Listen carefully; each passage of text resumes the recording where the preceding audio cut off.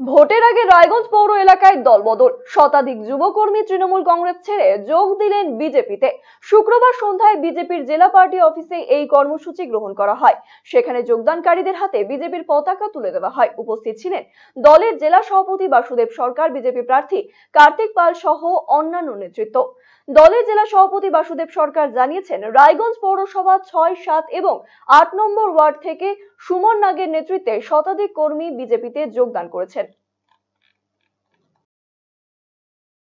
আমাদের প্রচার সূচির সাথে সাথে বিভিন্ন বিধানসভায় সাংগঠনিক বৈঠক, কর্মী সভা, সেই কর্মী সভায় এখন আমাদের প্রার্থী উপস্থিত রয়েছেন।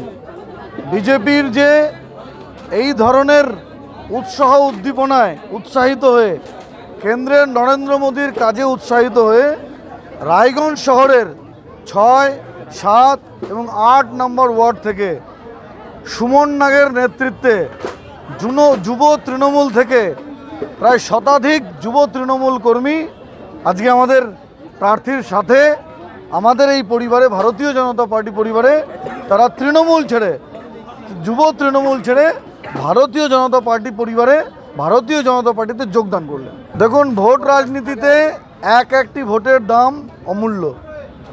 রাজনীতিতে একজন ব্যক্তি সেই সংগঠনের শক্তি বৃদ্ধি করতে সহযোগিতা করে। সেখানে শতাধিক ব্যক্তি, শতাধিক কর্মী যখন একটা রাজনৈতিক সংগঠনে আসে, স্বাভাবিক কারণে সেই রাজনৈতিক সংগঠনের শক্তি বৃদ্ধি হয়, তার লাভ সংগঠন পায়।